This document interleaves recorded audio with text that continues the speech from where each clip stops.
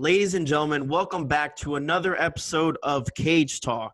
Today I have the founder of The Pit, one of the top elite mixed martial arts school in America. If you don't know anything about The Pit, then you need to get out of the sport. You need to stop watching it. This man has trained people like UFC legend Chuck Liddell, Glover Teixeira, Court McGee, and Tim Kennedy off the top of my head right now. We have no other than John Hackleman. How you doing, buddy? Hey, good. Thanks for having me, man. No problem, man.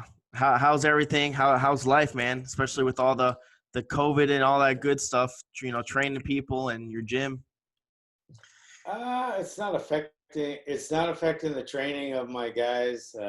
We're open, and we're not going to not open. Okay. But there's promoters that aren't allowed to put on shows. The UFC obviously has the resources. Yeah. Some of Bellator has big resources to do these fights without crowds, but the majority of the promoters out there need a crowd to make it, so they're just not putting shows on. So we got a bunch of guys training without a fight coming up, but Glover's fighting in a couple weeks, so There's that. But so the training's going fine. Our gym's going fine. 90+% of my gym is traditional Hawaiian Kempo, and the fight team is and always has been a hobby. But it just so happens that, next thing you know, you got Chuck and Glover and some of the other guys. So now I'm more well known for my hobby than I am for my main job. So that's fine with me. Okay, and again, some of your instructional videos are pretty cool on Instagram and stuff. I know that you were teaching someone with a Kupaton pen how to defend yourself and stuff, and I'm like that's probably the reason why they don't allow. Some airports don't allow. Yeah, that shit. That's why some people don't allow that, because I'm like, you see that video, I'm like, definitely, yeah, that shit can mess you up, man. They've actually taken it from me more than once. Yep. But I have like 20 of them. But anyway, yeah.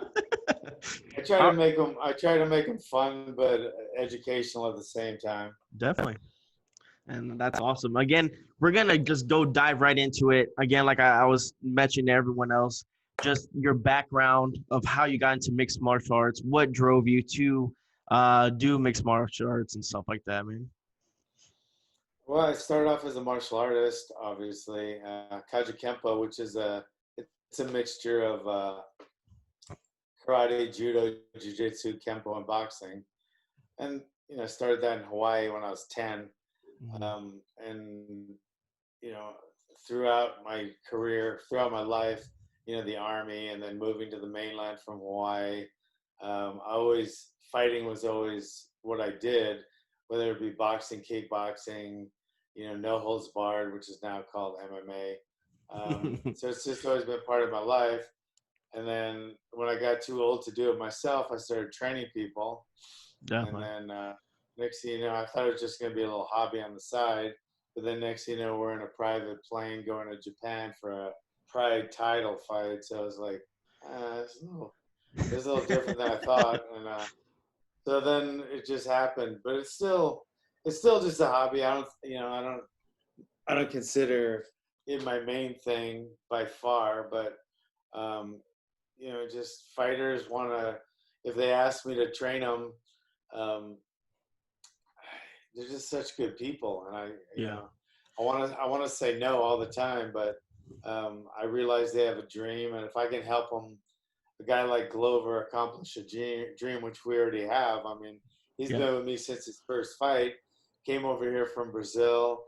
Was a landscaper. Picking up weeds and cutting down bushes, and that. Now he owns a really nice house, a few rentals, and he's number 4 in the world, and he has his own gym. So I mean, so it works. I mean, it feels good to help other people. I think Chuck's doing pretty good right now too. Yeah, I think you can say that. So if I can help these guys, realize a dream, whether it's monetary, or just knowing that they can tell their grandkids one day, hey, I fought and I was a fighter and have the pride of doing that. that's good with me. So that's why I do it. Definitely. And again, like I said, it's one of those names that are out there, just like other, Jackson, you got other promotions out there, other gyms. But like you said, like they ask you for your help, and it's because of the work you put in and the outcome. I mean, like we'll talk a little bit later, Chuck Liddell, you have all these fighters that, you help them accomplish their goals and then some more. So definitely, I mean, if I was gonna go back into training, gonna do anything, I would, reach out to you. I would reach out to, people that have been in the game long enough that understand it and have a good preparation. That's really important. You just have a good camp. Yeah, and I don't really consider myself like Jackson, Mm-hmm. Laborio. Well, American Top Team is not Laborio anymore, Yeah, not but anymore. like those guys, and like AKA American Kickboxing. Great gyms, even Factory X in Colorado now, up and coming. Well, it's already come, but it's a great gym. But they're more fight gyms. That's what they are. They're fight gyms. They're Okay. MMA gym. You go in there and that's what you do.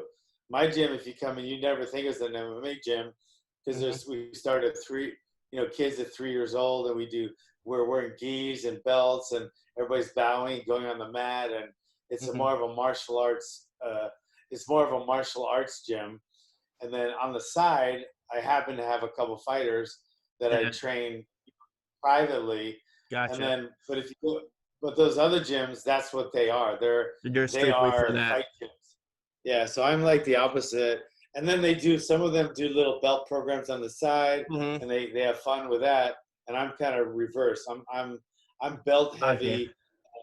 Fight team is tiny. I have like maybe 10 fighters, and they have 180. So that's the main difference, and it's always been like that. And So that's what you always wanted to be, correct? That was your whole goal, was not to make it an MMA gym, but just something where people can respect and learn and stuff like that, correct? yeah, I don't consider it an MMA gym like ATA or AKA or ATT. I'm a martial arts gym, and I happen to have a little gym, martial MMA team on the side, kind of like Tiger Schumann, I think. I think his name is Schumann. He's out of I think he's out of New Jersey, and he's a He is out of karate Jersey. guy with Yep. yeah. He's a karate guy that happens to have a couple of really good fighters on the side too. Mm-hmm. So And, I'm more in line with what he does, gotcha. or And what I do, because I did it first. So. there you go. That just means I'm older, but whatever.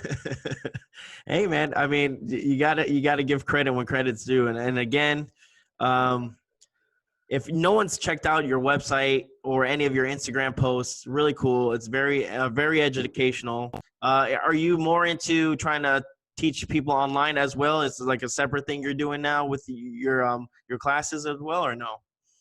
Yeah, I want everybody to get some stuff and learn some stuff and stay safe. And if they want to get their left hook a little better, they can do that. Or if they want to learn something about conditioning, they can do that. Or if they want to stay safe in the Walmart parking lot, they can do that. Or if they want to do an online course, they can go from white to black now belt. And I've had that online for a couple of years, and then I was getting a lot of flack for that, saying, you're going to sell out if you do that, and you can't get belts online. That's crazy, and you can't do that stupid. Now, when COVID came up, every Everyone does single it. karate in the world, every karate school in the world does that, and Hmm. I'm just looking at them shaking their head, going, "I thought I couldn't do that. What? You're the same person Hmm. that told me I couldn't do that. Now you're doing it because the COVID thing." Yeah. So we've been doing it for about 2 years, and that's going really good too. So Okay. I do a little of that too. Okay, that's cool, man. And let's just dive right into it for as you started your company and stuff like that. How'd you run into the story between you and Chuck? How did you guys first come about? Did he ask you to train him, or is something that you saw that could have potential? Anything like that? Yeah, because I was never looking for fighters. Mhm. I was a registered nurse working the Okay. night shift in the emergency room, Oh wow. and I had a gym in my backyard, and I just trained in my backyard, and people heard about it, and they started training there. Didn't charge anything. It was just a bunch of guys in the backyard working out, and it was Mhm. a hobby. And then I met him because we had a little sparring match one day at a different gym, Okay. and he came to me and asked me if I would train him, and I said sure, man, come to my gym. So he started training my gym and just going for his belt. We're just doing regular martial arts.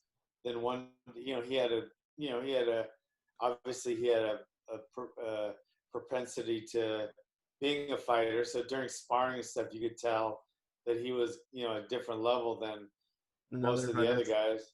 Yeah, and just my students. Nobody was a fighter in my backyard gym. They Uh-huh. wore belts. He was actually going for his black belt, and which he got. But then one day he asked me if he could fight, and I was like, I'm not really crazy about that, but okay. And Mhm. so next thing I know, we're training for kickboxing, and then MMA came along, and since he had a wrestling background and he wanted to try that, and then next thing you know, we got the Iceman. Yeah, and there it is. That's how Bang, bang, bang, just like a it bang, went. bang, It went quick. It was bang, something bang, rapid. bang. Well, I mean, if you look at it, really, no.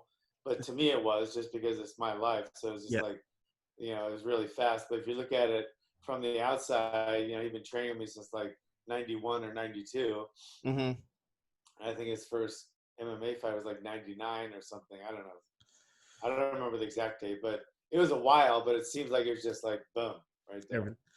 Yeah, man. And I mean, like I said, the rest is history. As um, probably one of the best light heavyweights in the game. And how did you feel? How did you feel when he won he won the gold when he beat Randy Couture? How did all that come into play for you guys? Did like people said, like, does life change? People start noticing you? Do things start happening? Do people, what's all that, all that noise? Uh, yeah, I mean, it was there was a while that every camera was at the gym all the time, Oh, and it was kind of we didn't really like it. Chuck was a really quiet guy and mhm. not really a mouthy guy, and we didn't like the camera. They even wanted a reality show about the pit, and we said no way because we just wanted a little gym where we could have some fun and train. And Mhm. then Chuck made it, the gym was you know was still being run, but then then all of a sudden my kids in class and my adults who are just training regular martial arts guys, they'd see Mhm. him leaving or coming in at night or something, and they go, "Oh, that's the guy on TV." So it started like picking up, like, but it didn't change him at all. And next thing you know, like I said, there's every camera, ESPN, and Sports Center, and all these. Everybody was doing little pieces of them, but then some other guys came, but it was mainly about Chuck. Like Glover came, Mhm. and he was the same weight as Chuck when I first got him, so Okay. he was like Chuck's main sparring partner. Mhm. And then Chuck had a guy. We had a kickboxer, K1 kickboxer, Scott Lighty. He was the same weight, so we had it mainly revolved around Chuck for quite a while. But then we got some lighter guys that started training with us, so we had to kind of accommodate them. Definitely. So, but we've always been a really small gym. I think the most we ever had was probably like 12, maybe 15 guys. But right now we're down right around 10, and that's where I like it. But Okay. Chuck definitely made a splash. It was a big splash. Definitely. And just to keep it the group minimum as 10 people, like you said, it's easier to focus on people individually, maybe help them out a little bit more than having a class of, say, 30 people where the instructor doesn't even look at you, or he might say one thing to you and then just go hop on to the next person. Yeah, I mean, it's a different mindset. Mm-hmm. It's a different vibe. I mean, I've done a lot of training at ATT. I've worked with Laborio and some of the guys there, and Glover's trained there, Chuck's trained there. We've actually cross pollinated. They've sent guys to us. Then AKA and I have switched guys, and they've come back and forth. And when you go there, it's a different feel. It's a great feel. It's respectful. They're, instead of sensei, they bow and call you coach. So MMA is a very respectful sport, unlike boxing, kickboxing. I'm not saying they're not, but MMA is much more respectful and treated much more like a martial art than kickboxing or boxing. But it's just a different feel. Mine is I train the guys around my class schedule, not the other way around. So Gotcha. I don't have my guys training in the evening at all because that's when my classes are. Gotcha. So I train my guys in the late morning, and that's better for the gym. But so it's a different feel. My gym, it's a karate gym, and guys know that a martial arts gym.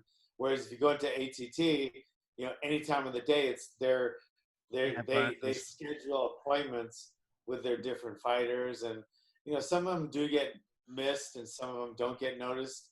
But then again, they have a lot more training partners. My guys, we're very limited on training partners. And in fact, at certain times during Chuck's career, we had to bring in guys from ATT. They'd send us a guy to work with Chuck or AKA or something. So we'd have to do that because we were the small gym. Gotcha. So it has its pluses. It has its pluses and it has its minuses. But I don't want a big MMA gym. I want to be considered a martial arts gym. I've never been one like Jackson to be a fight camp or a fight factory or whatever. Got you, man. But I mean, you must be proud of what you accomplished. Again, like you said, you didn't want to become an MMA gym, but you did a little bit of both. You had, and again, it's recognized worldwide. I mean, people know about the pit. And when you were saying it was in your backyard, was that where it was a picture of it was in the middle of the woods, right? Yeah. Well, yeah, it looks like it, but it's 3 acres and it's nice. It's in a canyon, and we still train here a couple times a week. There's a cage built with a roof, and then there's the hills. We do the wheelbarrows, and we still do that. We still do that every week. So we have that gym, but then in town where we do most of our training, we have a small martial arts gym, which is right on the main street, and that's where our kids come and our adults train. And we have fight team there a few times a week too. But then we have the compound, which is in my backyard, which is 3 acres. So it's pretty big. It's a big backyard, but that's where the original pit where Chuck started was here right in the backyard. I started that in '90, and I started the gym downtown in 2001. So it was here for over 10 years first. Gotcha. Now that was in California, correct? Yeah, San Luis Obispo. Yeah. Oh man, that's awesome. That's something like you said. You've got the feel because you helped people out, and that's one of the things I liked about talking to fighters and talking to trainers and stuff like that, just to get a little piece of their mind of them, what they like in the sport, what they don't like in the sport, what things could be changed, and talked about fighters and rules and stuff like that. What is one thing about this sport that's a negative, and what's one thing that's actually a positive right now in this sport that's going on, especially with COVID going on and Fight Island and all that stuff? Do you see anything? I mean, what's good about this sport? I think it's the best sport in the world without a doubt. I think one of the best things about this sport as a martial artist is it's a testing ground. It's a proving ground. It's a microscope. It's a petri dish. It's a laboratory. It tells martial artists, for the first time in hundreds of years, what really works. So there've been people touting stuff that doesn't really work, but they're teaching it, and nobody doesn't know it doesn't work because you're not going to go out and just start picking fights. the Gracies, they did a great job in showing, what exactly works, and that's, their stuff was showing that it was the best. It was because a lot of their rules were leaning that way. But then it also showed the other side of that. A lot of them didn't evolve like the other guys. Yep. So it showed how martial arts really is, what works and what doesn't. So if you don't know how to defend a takedown, we realized quick that you were going to get your ass whooped. Yep. And then all of a sudden, the jiu-jitsu guys realized, well, if somebody's in your guard, you might not be able to submit them. They're going to pound you till you're knocked out. So you better learn how to get up and strike. Mm-hmm. And then kickboxers learn, oh shit, I better learn a takedown because this guy's a better ass than I am, or this guy's a better striker than I am. Mm-hmm. And then the wrestlers realize, yeah, I can take everyone down, but when we get there, I either get submitted or pounded. So they realize they have to strike. So it was a wake-up call for the wrestling community, the MMA, the BJJ community, and the striking community, that, hey, neither one of us is better, but we have to be good at everything. So I think I think that's my favorite part about it. It teaches my street guys, like that train to defend their lives, what will really work and what won't. So that's the best thing. The worst thing to me is just the attitude of very, very, very few guys. But there's a guy here and there that might be just a douchebag and a bad representative to our yeah, and that's in different compartments, because I think overall, even a guy like McGregor, I mean, he throws a fucking thing through a bus, could have killed a baby and hurt some people, so that's really a criminal act. But then he's a person, and you throw millions of dollars at a young guy that's never had money. It does change him, just like a lot of rappers and football players. Yeah. And then you see him in other lights that he is a really good person. So it kind of, I mean, I'm not saying they're all bad, but I think it isolates certain things of people, and shows the bad side of our own people. And it bothers me when that happens, because I want everybody to act like, I want everybody to be like Chuck and Glover and Cord and Tim Kennedy and those guys. Do you think some of it has to do with promotion-wise, as in some of these fighters? I think Covington was one of them that wasn't getting too much light. He was somewhat decent, but the minute he started opening his mouth, he started saying some nonsense. This Donald Trump this, wearing the Make America Great Again hat, and just going on these post conference previews and just going off on fighters and stuff, where he started getting a little bit more recognition. And now it's like more of the recognition of him just kind of talking crazy and stuff, almost like a poster boy for the Conor McGregor type stuff, where they kind of see where the money's at, and it's not just doing your job, unfortunately, and just beating fighters. It's now kind of almost like a WWE stunt for more money. What do you think about that? Because, again, Chuck Liddell was never like that. Chuck Liddell would always, after the fight, he would always say, yeah, just next person's in line, we'll fight, and that's it. It was and that was back in the day. It was like that. Now it's more, I would say, a little bit WWE-ish. Yeah, I mean, you could, but look how good he is. Look what he did with Woodley. That's true. He had the skill. He's just he just wanted to sell the fights, kind of like Jorge Masvidal does in a lot of ways. But I think the difference would be, like, Conor McGregor could have killed someone when he definitely. Yeah, I agree. And then, like, big, like John Jones can really hurt people with all his steroid use and his car crashes, and so that's one, to me, they've taken it to a different, and that's not to sell fights. That's just they've turned into. I think they've either turned into criminal type people, or it's just been exposed more. Where I think Covington, that's a perfect word, WWE. But then he doesn't hurt anyone when he's doing it, and I he has agree. his political view. He has his political views, just like Liddell did.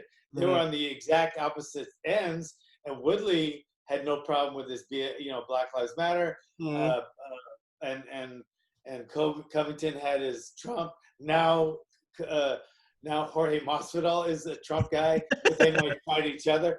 That would be interesting if they fought each other. So I think that is WWE-ish, and I don't think there's anything wrong with that because they're not hurting anybody. They're just selling a fight. It does come across a little bit of it does come across WWE-ish, but I think they get away with it. I think Muhammad Ali was a big mouth. I mean, he was just like this, but he was sharp when he talked, and he sold fights, and he didn't hurt anybody, and he had a great sense of humor. I think Jorge Masvidal has a great wit. I think Israel Adesanya, I think he has a great talk. I mean, he's on the opposite political spectrum of Covington, but I think they're both really good salesmen for their fights. Definitely. And so is Masvidal. But I think it goes to a different level when you're taking steroids and you can hurt somebody. I think taking steroids before a fight or when training for a fight is like bringing a baseball bat into the cage. I think it's that unfair. Okay. But I don't see Masvidal or Covington or Israel Adesanya doing that. They're just really good at selling fights, and I like the way they do it. And Israel has my favorite walk-in ever is the one when he fought Whitaker. That was my favorite walk-in in all my combat sports since 1974. That was my favorite walk-in. I loved it. Yeah. And you know what? One of the things that also back in the day didn't have, it's very a lot of people fall into it is social media, man. Twitter. I think Israel is the first one that likes to tweet a lot of things, especially when the fight's going on. They like to post it, so that gets under fighters' skins and stuff like that. But I understand completely what you mean about there's a difference between just talking, promoting, than causing physical harm between steroids or between, Conor McGregor throwing something. I know I had Paul Daly on last week, and we were talking about his sucker punch to Josh Koscheck and how he was banned. But then you have Conor McGregor who throws, chairs at a bus and injured some people, but he's not banned from the UFC. I understand that's like I told Paul Daly, it was a very low move. Again, it sucked, but a fine would have been good. But if, say, Conor McGregor threw the punch, right, in that same situation, do you think that he would have been banned for the UFC? Absolutely not. Yeah, probably not. But I mean, then again, Paul Daly and or other guys that have been banned or not even brought into the UFC, they don't have the skill level or the selling capacity. That's true. So they're not up there with you can't put Paul Daly in the same in the same category. I mean, he's a hard puncher, he's a good kickboxer, but he's nothing like Conor McGregor. Both like this, right? I mean, it's like it would be like comparing Ali with Joe Frazier. I mean, they're both really good, but Ali was at 3 levels above, and so he could get away with more than Joe Frazier could before they would cut Joe Frazier. And don't forget, it's his business. It's like, and plus, McGregor did get fined. I think he might have gotten some he got probation. Yeah. So, and Daly just, it's Dana's show. So Dana can pick or fire whoever he wants. I don't think it's wrong. I don't think it's wrong of him doing anything he wants to do with his. Just like I can kick anyone out of my gym. Definitely. There doesn't even have to be a reason. Dana doesn't need a reason. It's his organization. You know what I mean? I agree with you. I get you now. But yeah, that punch was or doing steroids. I think that punch and that throwing the dolly in the truck, or some of the other stuff they do is yeah, I think it's they're both equally terrible there. So yeah, I don't know if I think one of the reasons Daly was, let's not forget, right before he sucker punched him, he just lost the fight. Yep, he did. Yep, the third round, he lost it to decisively too. to Josh. Yep. Not to not to Conor McGregor, and not to Floyd Mayweather, to Josh Koscheck, who's a good fighter, but he wasn't in that. So I think that was one of the reasons too. Is like, I got a guy, he's not that great, and he's punching guys in the face after the fight on national TV in front of the whole world to see. I think I'm gonna go without. But anyway, that's what I think about that. All right, John. Again, just before we let you go, I want to say thank you so much for coming on, man. It's been a pleasure just to hear your insight on the MMA, the game of mixed martial arts in general. Big fan. Keep doing what you're doing. Keep doing the Instagram videos, man. Those are really insightful. I like them a lot. I was watching them, so. Thanks, brother. Thanks. Thank you so much for coming on, ladies and gentlemen. John Hackleman. Thank you, buddy. All right, bro.